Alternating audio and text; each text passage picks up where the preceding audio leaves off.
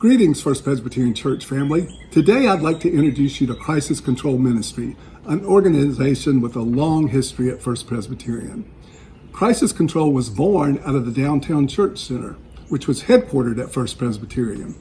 Stimp Hawkins, our minister for outreach at that time, was among the original founders.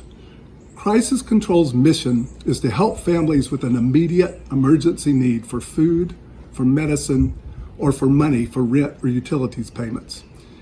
Crisis Control has also served as an incubator for other ministries you'll easily recognize. Samaritan Soup Kitchen was born in the basement of the original Crisis Control building when Ann Hensel began making soup for hungry clients. And the Samaritan Inn Overnight Center grew out of the soup kitchen. So each of these ministries is either a child or a grandchild of Crisis Control. Through the years, many volunteers from First Presbyterian have had active roles at Crisis Control. Tubby Sewell was a stalwart for years. Jimmy and Kurt Glenn were both faithful board members, and our own Paula Parks is the ministry's longest serving volunteer ever. Now I'd like to introduce you to Margaret Elliott, Executive Director of Crisis Control.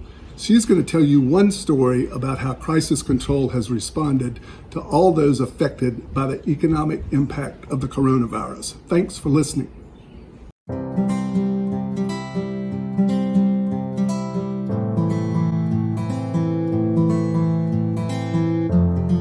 One of the stories that we heard was from a man named Sam. Sam owned his own handyman business and had just gotten a contract for a big job downtown Winston-Salem when the pandemic hit. So all of a sudden, he was out of a job. He had never before asked for any kind of help. He had not been able to receive a stimulus due to some problems with filing his taxes the year before. So we helped him pay his rent and utility bills so that he could keep going until his job continues later on.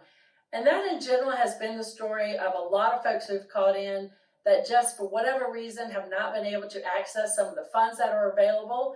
And so they still need help. So we are here to listen to everybody's stories and provide the help that they need.